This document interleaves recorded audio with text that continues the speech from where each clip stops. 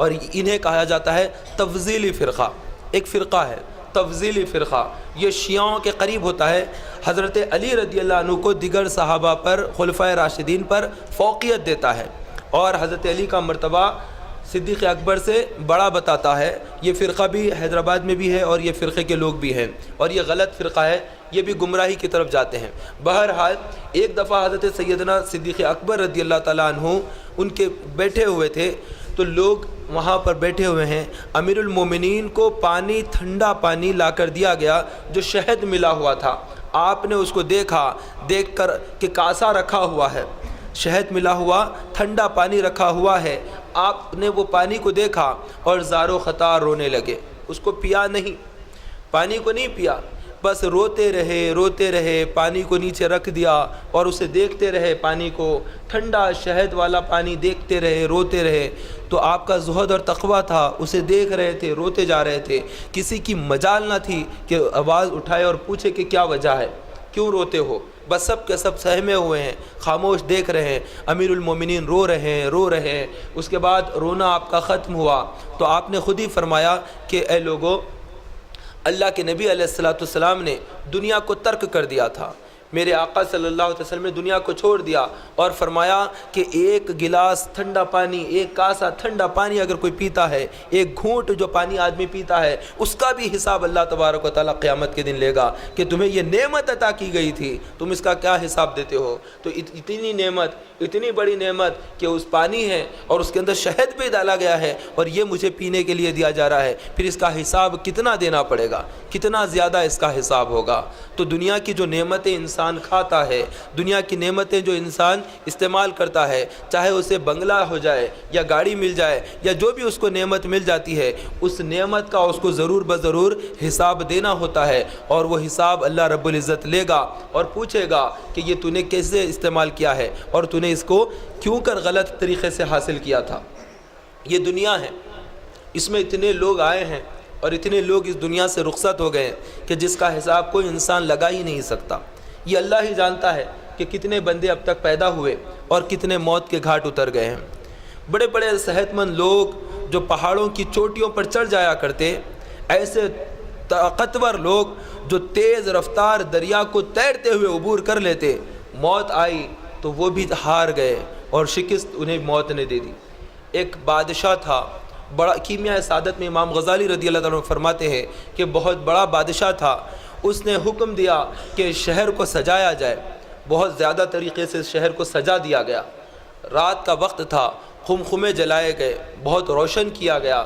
اس کے بعد بادشاہ نے بڑا قیمتی لباس پہنا اور پھر اپنے سواری کو بھی اچھے سے لباس پہنا دیا، پھر سواری کو بھی سونے اور چاندی سے مزین کیا گیا، اور پھر وہ گھوڑے پر آ کر بیٹھنے کے لیے آ کر ٹھہرا اور پھر اس کی نال پکڑا، اور وہاں پر جب وہ چڑھنے کے لیے اوپر جا رہا تھا، ایک آنے والا آیا، وہ ضعیف نظر آ رہا تھا اور اس نے کہا کہ رکو رکو۔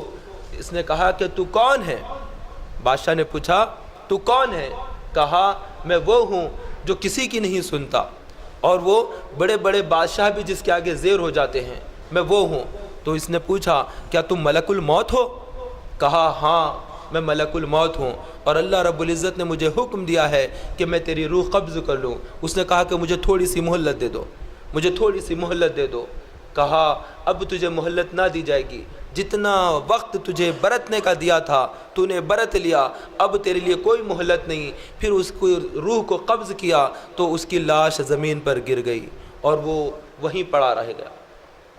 بڑے بڑے طاقتور، بڑے صحت مند وزراء، عمراء، نہ جانے کیسے کیسے عہدے، کیسے کیسے منصب، سب کچھ تھا، لیکن موت آئی تو ان کے چیتھڑے بھی باقی نہ رہے، ان کے جسم باقی نہ رہے۔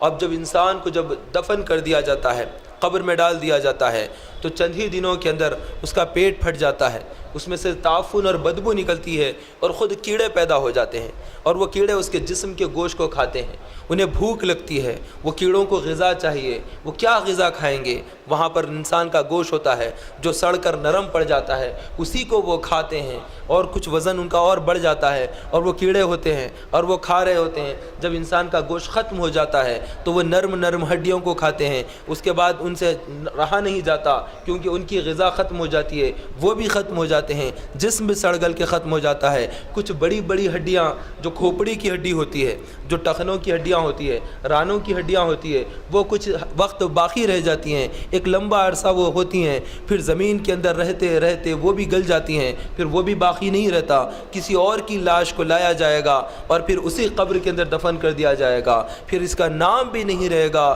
نشان بھی نہیں رہے گا۔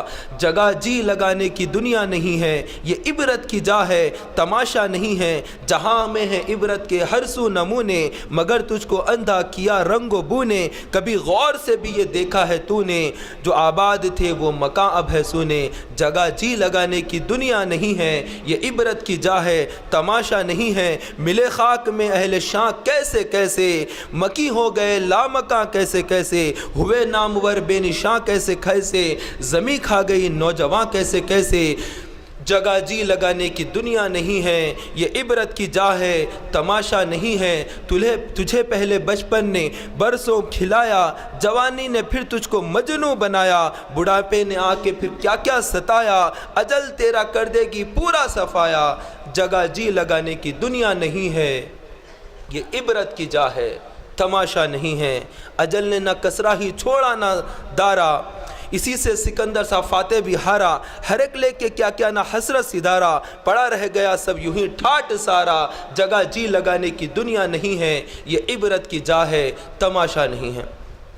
مال کی زیادہ طلبی نے انسان کو حریص بنا دیا، زیادہ سے زیادہ مال چاہیے، بہت زیادہ چاہیے، بڑی بڑی بلند عمارتیں ہیں تو سود کے مال پر بلند عمارتیں ٹھہرنے لگی، رشوت کا کاروبار پھیلنے لگا، ظلم اور زیادتی عام ہونے لگی، بیواؤں کا مال کھا جانا، یتیموں کے مال کو غبن کر جانا، ظلم و ستم کرتے ہوئے مال حاصل کر لینا، جھوٹی گواہی دے کر کسی طرح سے پیسے حاصل کر لینا، چوریاں کرنا، قتل و غارت گیری کرنا، کسی قسم کا گناہ ہو اس سے نہیں بچنا، مال کی زیادہ طلبی نے تباہ و برباد کر دیا۔ الحاکم التکاثر حتی زرتم المقابر، مال کی زیادہ طلبی نے تمہیں ہلاک کر دیا، یہاں تک کہ تم نے قبروں کا منہ دیکھا، پہنچ گئے قبروں میں، نامہ اعمال رہ گیا، کوئی چیز ہمارے ساتھ نہ رہی۔ ایک کورے لٹے کا جو کفن کسی لاوارث کو لاش کو دیا جاتا ہے، ایسے ہی مالدار کی لاش کو بھی ویسے ہی کفن دے دیا گیا، نہ مالدار کا کوئی کفن قیمتی رہا، نہ کسی مسکین اور محتاج کا کفن کہ ایسا بوسیدہ رہا، بلکہ سب کو اتنی ہی جگہ زمین کی ملی اور سب کو ویسے ہی کفن دیا گیا۔ کسی مالدار کی قبر پر جا کر کھڑے جائیے اور پوچھئے، اے میرے بھائی مالدار، کیا تیری لاش اب پہلے سے زیادہ بہتر ہو گئی ہے؟ کیا دنیا میں جس طرح تو خوشبو میں رہا کرتا تھا، کیا مال نے تجھے ایسے ہی خوشبو میں رکھا؟ کیا پھول کا گملہ تیری قبر میں ہے؟ کیا تیرے سراہنے کوئی نرم تکیہ ہے؟ کیا تیرا قیمتی لباس ہو گیا ہے؟ کیا مال نے تجھے نفع کچھ پہنچایا ہے؟ تو وہ یہی کہے گا، مجھے میرے مال نے کچھ نفع نہ دیا، جو عمل کیا وہی یہاں پر رہ گیا، کچھ عمل سے ہٹ کر باقی نہ رہا۔ کسی غریب کی قبر پر جا کر پوچھئے، اے بھائی غریب، کیا تجھے غربت نے قبر میں کوئی نقصان پہنچایا؟ تو وہ کہے گا کہ نہیں، یہاں پر تو صرف اعمال دیکھے جاتے ہیں، نہ غریبی دیکھی جاتی ہے، نہ مالداری دیکھی جاتی ہے، فرشتے ایمان کو دیکھتے ہیں، عمل کو دیکھتے ہیں، اور کسی چیز کو یہاں پر نہیں تولا جاتا ہے۔ وقت تیزی سے ساتھ گزرتا جا رہا ہے، ہم نے اپنا وقت بچپن، لڑکپن، جوانی، ادھیڑ پن یہ گزارتے ہیں، اور یہ سب کے سب منزلیں ہیں، اور یہ سب سنگ میل ہے، یہ زندگی ہماری گزر رہی ہے، یہ تیز رفتار ہماری ٹرین ہے جو اپنی قبر کی طرف ہمیں لے جا رہی ہے۔ موت یہی ہماری منزل ہے، اسی کی طرف ہم ہانکے جا رہے ہیں۔ ایک ایک لمحہ جو گزر رہا ہے یہ ہم اپنی پیدائش سے دور اور موت سے قریب تر ہوتے جا رہے ہیں۔ ان قریب ہم بھی موت کے گھاٹ اتار دیے جائیں گے، ہماری بھی لاشیں ہوں گی اور ہمارے لیے بھی کفن تیار ہوگا، نہلانے والا آئے گا، جیسے ہم دیکھتے ہیں دوسروں کے لیے ایسے ہی ہماری لاش ہوگی، اور کہنے والا کہہ رہا ہوگا، ارے 2 دن پہلے تو ملاقات ہوئی تھی، ارے کل ہی تو میں نے انہیں وہاں پر دیکھا تھا، ارے کچھ دن پہلے ان کا فون آیا تھا، ہاں ان سے بات ہوئی تھی، ہاں ایک دفعہ خانے میں نظر آئے تھے۔ ہمارے متعلق بھی وہی گفتگو ہوگی جو ہم اس سے پہلے کے مرحومین کے تعلق سے کرتے آئے ہیں۔ ہمارے نام کے ساتھ جناب کو نکال دیا جائے گا، مرحوم اور مغفور کے ساتھ ہمیں بھی پکارا جائے گا، ہمارا بھی کفن پہنایا جائے گا، ہمارا بھی کفن ہم نہیں جانتے ہمارا کفن کہاں پر ہے، کیا پودا لگ چکا ہے، کیا اس کی روئی تیار ہو چکی ہے، کیا وہ شہر کے اندر آ رہا ہے، کیا وہ مل کے اندر ہمارا کپڑا تیار ہو رہا ہے؟ کیا وہ شہر کی جانب رواں دوا ہیں؟ کیا وہ اس وقت شہر کے کسی گور کا اس کھانے کے اندر جہاں پر کفن دفن کا انتظام ہوتا ہے، کیا اس دکان پر ہمارا کپڑا پہنچ گیا ہے؟ ہمیں کچھ نہیں معلوم۔ ہم عید کی تیاری میں، ہم عید کا لباس پہنیں گے یا اس سے پہلے کفن پہنایا جائے گا، اس کے بھی کوئی ٹھکانہ نہیں، اس کے بارے میں بھی ہم نہیں کہہ سکتے۔ کوئی چیز کی کوئی گارنٹی نہیں ہے کہ کیا ہونے والا ہے، بس وقت گزر رہا ہے، تیزی کے ساتھ گزر رہا ہے۔ سینکڑوں اربوں کھربوں لوگ اس دنیا میں آئے، اپنا اپنا وقت پورا کیا اور رخصت ہو گئے۔ اب اللہ رب العزت نے ہمیں اس دنیا میں رکھا اور یہ امتحان ہے، اور اللہ رب العزت جانچتا ہے، اس نے پرکھنا ہے، اور اس نے ہم کو ابتلا میں رکھا ہے۔ یہ نماز، یہ روزہ، یہ زکوٰۃ، یہ حج، یہ صدقات، یہ اعتکاف، یہ سب کچھ ابتلا ہے۔ بندوں کو مبتلا کیا گیا ہے کہ تمہیں اس میں ڈال دیا گیا ہے، تم کتنا کامیاب ہوتے ہو، کتنا ناکام ہوتے ہو، یہ اللہ نے جانچنا ہے۔ اس جانچ کے لیے اللہ نے ہمیں یہاں پر بھیجا ہے۔ ہمیں جانچ رہا ہے ہمارا رب، ہمیں پرکھ رہا ہے ہمارا رب کہ تم بستر سے محبت کرتے ہو یا مسجد کی طرف اپنے قدم لے کر جاتے ہو۔ کیا تم مال کی محبت میں اندھے ہوئے جاتے ہو یا تم اللہ کے حکم کے مطابق زندگی گزارتے ہو؟ کیا تم کس انداز میں اپنی زندگی گزارتے ہو؟ شہر کی محبت، گھر کی محبت، ملک کی محبت تمہیں گھروں سے نکلنے سے روک تو نہیں دیتی، یا تم حج کے لیے اپنا گھر اپنا شہر چھوڑ کر چل پڑتے ہو؟ اللہ نے جانچنا ہے، یہ سب کچھ اللہ نے نظم رکھا ہے۔ ہم بھی اس دھارے میں چل رہے ہیں، ہمارا بھی حساب ہوگا۔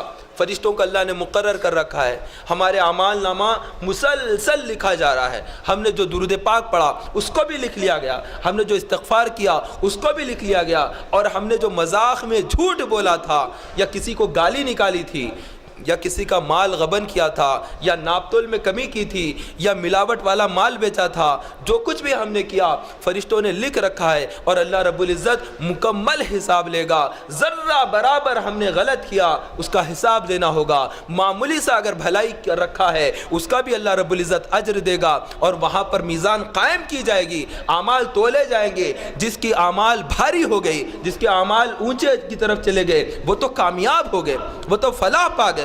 جنہوں نے اللہ کی راہ میں مال خرچ کیا، جنہوں نے اللہ کی بارگاہ میں سجدے کیے، جنہوں نے رکوع کیا، لمبی لمبی رکعتیں پڑھی، جنہوں نے روزے رکھ لیے، جنہوں نے عبادتیں کی، جنہوں نے تقویٰ اور پرہیزگاری کا اعمال اختیار کیے، اللہ نے انہیں کامیابیوں سے نواز دیا۔ اور جنہوں نے جھوٹ بولا، رمضان میں روزہ رکھتے ہوئے گالی منہ سے نکالی، غلط کام کیا، بیہودہ چیز کی، فحش والا کام کیا، سب سے چھپ کر اللہ دیکھ رہا تھا، گناہ کیا، تو اس کا نماز ظاہری طور پر ہو گئی ہے لیکن باطنی طور پر ادا نہ ہوئی۔ روزہ اس کا ظاہری طور پر لوگوں کے سامنے پورا ہو گیا لیکن حقیقت میں اللہ کے نزدیک اس کا روزہ نہ ہوا۔ وہ توبہ کر لے، وہ گڑ گڑائے، یہ موقع ہے۔ اللہ نے جہنم سے آزادی کے لیے اشرا رکھ دیا ہے، یہ اشرا مانگنے کا ہے، جہنم سے بچنے کا ہے، اللہ کی بارگاہ میں رونے کا ہے، گڑ گڑانے کا ہے، تڑپنے کا ہے، مچلنے کا ہے۔ نہ جانے کون سا پھر سال ملے گا نہ ملے گا، آنے والا سال رمضان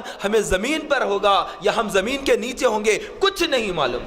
آج سنی مرکز پر ہم جمع ہیں، یہ 1436 سن ہجری چل رہی ہے، اور ہم یہاں پر اعتکاف میں بیٹھے ہوئے ہیں، اور یہ آخری عشرہ ہے۔ مبارک دن گزرتے جاتے ہیں، مبارک راتیں آتی ہے، دن اور رات تیزی کے ساتھ گزر رہے ہیں۔ کچھ دن رہ گئے ہیں، گنتی کے 5 دن 6 دن باقی رہ گئے ہیں۔ ہم اعتکاف چھوڑنا ہے، ہمیں پھر دنیا کی طرف جانا ہے، ہمیں لوٹ کر پھر اسی دنیا کی طرف جانا ہے جس کو چھوڑ کر ہم اعمال کو اچھے کرنے کے لیے، اللہ کی بارگاہ میں سرخری حاصل کرنے کے لیے، کامیابی حاصل کرنے کے لیے ہم نے دنیا کو چھوڑ کر، اس کی رنگینیوں کو چھوڑ کر، اس کی چمک دمک کو چھوڑ کر یہاں پر آئے۔ لیکن وقت گزر رہا ہے، یہ لمحے گزر جائیں گے، یہ ایام گزر جائیں گے، یہ صبح و شام ہمارے ہاتھ سے نکل جائیں گے، پھر وہی کارخانہ، پھر وہی دکان، پھر وہی کالج، پھر وہی لوگ، پھر وہی مکان اور وہی معاملات پھر سے شروع ہوں گے، اور وہی پھر کام شروع ہوگا۔ اب ہم دیکھ لیں کیا ہمارے اندر انقلاب آیا؟